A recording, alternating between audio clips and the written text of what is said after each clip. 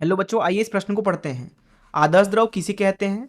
सिद्ध कीजिए कि किसी नली में आदर्श द्रव की धारा रेखी प्रवाह पर नली के परिच्छेद क्षेत्रफल एवं द्रव के वेग का गुणनफल स्थिर रहता है। आइए इस प्रश्न की मुख्य अवधारणा की चर्चा करें। मुख्य अवधारणा, मान लीजिए हमारे पास में एक पाइप है कुछ इस तरीके से, जिससे हम क्या करते हैं कि एक द्रव को प्रवाहित करते हैं। ये हमारा पाइप है जिसे हम क्या कर रहे हैं कि द्रव प्रवाहित कर रहे हैं। इधर से द्रव आ रहा है, कुछ इस तरीके से निकल रहा है उधर।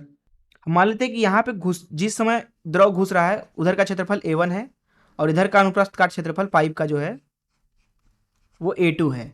यहाँ पे मान लीजिए V1 गति से द्रव घुसता है और इधर V2 से निकल रहा है।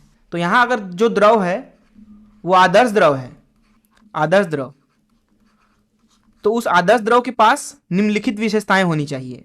पहला विशेषता ये है कि वो धारा रेखीय रूप में प्रवाहित होगा। हम यहाँ लिखेंगे कि धारा रेखीय रूप में प्रवाहित होगा। धारा रेखीय रूप में प्रवाहित होने का मतलब यह है कि यहां अगर आप एक कोई बिंदु लेते हैं, मान लीजिए बिंदु A, तो बिंदु A पर जो भी दाब होगा, मान लीजिए PA दाब है, और यहां से जो भी कण गुजरता है मान लीजिए उसका जो रफ्तार है वो VA है, उसका वेग VA बोल देते हैं। तो जो यहां पे PA और VA है, किसी भी एक अनियमित बिंदु पे हम बात कर रहे हैं, अर्थात दाब एवं गति के मान का, वो दरअसल नियत होते हैं। साथ ही साथ सारे जो माध्यम के कण होते हैं वो किसी न किसी एक रास्ते का अनुसरण कर रहे होते हैं, और जो प्रवाह होता है वो पूरी तरह से नियमित होता है। प्रवाह में आपको कुछ इस तरीके की संरचना कभी नहीं दिखेगी कि कुछ इस तरीके की संरचना हो। सारे जो कण होते हैं वो प्रवाह की दिशा में प्रवाहित हो रहे होते हैं, एक नियमित रास्ते का अनुसरण करते हुए।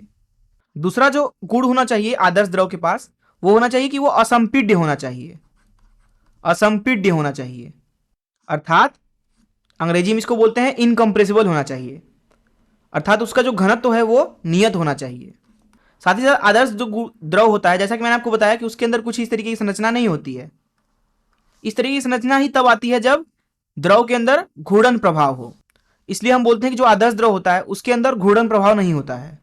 तो यहां लिखेंगे कि घूर्णन प्रभाव अनुपस्थित होता है, अर्थात उसके अंदर कोई भी घूर्णन प्रभाव नहीं होता है। इसका मतलब यह है कि अगर मान लीजिए कोई गेंद को पानी में ले जाकर छोड़ देते हैं तो पानी इसको कभी घुमाएगा नहीं, इसके ऊपर कोई बल आघूर्ण नहीं लगाएगा। तो उस अवस्था में जो द्रव होगा वो आदर्श द्रव होगा। साथ ही साथ जो आदर्श द्रव होता है उसके पास में चौथा गुण होता है कि उसके अंदर कोई भी आंतरिक घर्षण बल नहीं होता है। तो यहां लिखेंगे कि जो आंतरिक घर्षण बल होगा, घर्षण बल वो क्या होगा, वो अनुपस्थित होगा, वो अनुपस्थित, जिसको दरअसल श्यानता बल भी बोलते हैं। अर्थात जो आदर्श द्रव होती है वो अश्यान होती है, अश्यान। तो जब ये चार गुण किसी द्रव के अंदर होंगे, पहला धारा रेखीय रूप में वो प्रवाहित हो रहा होगा, दूसरा वो असंपीड्य होगा अर्थात उसका घनत्व तो नहीं बदल रहा होगा, तीसरा उसके अंदर कोई घूर्णन प्रभाव नहीं होगा, और चौथा उसके अंदर कोई आंतरिक घर्षण बल नहीं होगा। अगर ये चार गुण किसी द्रव के पास होते हैं तो वो आदर्श द्रव कहलाता है। तो इस मुख्य अवधारणा का इस्तेमाल करके आइए इस प्रश्न को हल करें। यहां पर इस प्रश्न में पहले हिस्से में पूछा रहा था कि आदर्श द्रव किसे कहते हैं, तो उस चीज को हमने मुख्य अवधारणा में समझ लिया। प्रश्न के दूसरे हिस्से पे अब चलते हैं। बोला रहा है कि सिद्ध कीजिए कि नली में आदर्श द्रव की धारा रेखीय प्रवाह होने पर नली के परिच्छेद क्षेत्रफल एवं द्रव के वेग का गुणनफल स्थिर होता है। अर्थात ये बोल रहे हैं कि अगर किसी जगह का क्षेत्रफल A है और उससे प्रवाहित और उस क्षेत्रफल से होकर जो द्रव प्रवाहित हो रहा है उसका गति अगर V है, तो ये नियत हमें सिद्ध करना है। तो इस चीज को हम समझते हैं कि आखिर ये क्षेत्रफल का और गति का गुणनफल क्या दर्शाता है। मान लीजिए यह एक A क्षेत्रफल है जहां से द्रव प्रवाहित हो रहा है। अब मान लीजिए कि इससे जो भी द्रव बाहर निकलता है उसको दरअसल आप वो मान लीजिए बेलनाकार रूप में मान लीजिए।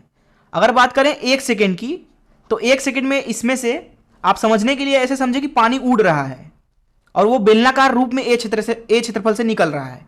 तो 1 सेकेंड में वो कितना दूरी चल लेगा, V गुणे 1। तो ये जो दूरी है वो दरअसल V के बराबर है। अर्थात हम ये बोलेंगे कि जो ये अनुप्रस्थ काट क्षेत्रफल A है उससे 1 सेकेंड में कितना आयतन प्रवाहित होगा। 1 सेकेंड में आयतन जो भी प्रवाहित होगा वो दरअसल बराबर होगा ये जो यहां पे हमने कल्पनीय बेलनाकार आकृति बनाई है पानी की पूरी तरह से, इसका आयतन जो कि किसके बराबर होगा, A गुणे V के ही तो बराबर होगा। इसलिए प्रति सेकेंड किसी एक अनुप्रस्थ काट क्षेत्रफल ए से प्रवाहित होने वाला आयतन जो होगा वो होगा a गुणे v घन मीटर के बराबर। अब मान लीजिए हमारे पास में पाइप है, वही पाइप जो हमने यहां मुख्य उदाहरण में लिया था, उसको हम कुछ इस तरीके से बना लेते हैं, कुछ इस तरीके से। यहां पे हम क्या करते हैं कि 2-3 क्षेत्रफल और ले लेते हैं यहां बीच में। मान लीजिए यहां पे क्षेत्रफल A1 है, यहां पे क्षेत्रफल A2 है, यहां पे A3 है, यहां पे A4 है। अब इससे होकर के हम द्रव बहा दे रहे हैं इसके अंदर से कुछ इस तरीके से। यहां पे मान लीजिए A1 क्षेत्रफल पर द्रव की गति V1 है, A2 पर V2 है, A3 पर V3 है और A4 पर V4 है। अब अगर ध्यान से आप बात करें, अब यहां पे जो द्रव प्रवाहित हो रहा है वो दरअसल आदर्श द्रव है। आदर्श द्रव अगर है ये, तो उसका जो घनत्व है वो नहीं बदलना चाहिए। घनत्व क्या होगा? नियत होगा। जिसका सीधा सा मतलब ये है कि यहाँ A1 क्षेत्रफल से जितना पानी घुसेगा प्रति सेकेंड, उतना ही पानी यहाँ A2 क्षेत्रफल से निकल भी जाना चाहिए, क्योंकि पाइप जो है वो उसका जो आकृति है वो तो बदलेगा नहीं, अथवा आकार उसका तो बदलेगा नहीं। तो यहां से जितना पानी घुसेगा उतना निकल जाना चाहिए, अन्यथा जो द्रव होगी उसको दबना पड़ेगा। अब अगर हम बात करें प्रति सेकंड कितना पानी घुस रहा है, तो वो A1 V1 है, अर्थात वो बराबर होना चाहिए A2 V2 के। इसी तरीके से A2 क्षेत्रफल से जितना पानी यहां घुस रहा है उतना ही पानी यहां A3 से निकल जाना चाहिए प्रति सेकंड, जिसका मतलब है कि A2 V2 बराबर होना चाहिए A3 V3 के, और ये बराबर होगा इस तरीके से A4 V4 के। और इसी तरीके से आप कोई सा भी एक A क्षेत्रफल ले लीजिए जिस पर गति V है, उसके बराबर होगा ये चीज। तो इस तरीके से हमने सिद्ध कर लिया कि जो अनुप्रस्थ काट क्षेत्रफल होता है और जो उस क्षेत्रफल से जो द्रव प्रवाहित हो रहा होता है उसका गति जो होता है उसका गुणनफल दरअसल आदर्श द्रव के लिए क्या होता है? पाइप में नियत होता है। यह प्रश्न के दूसरे भाग का उत्तर है। इस तरीके से हमने इस प्रश्न को हल कर लिया। मैं आशा करता हूं कि आपको इस प्रश्न का हल जरूर समझ में आया होगा। धन्यवाद।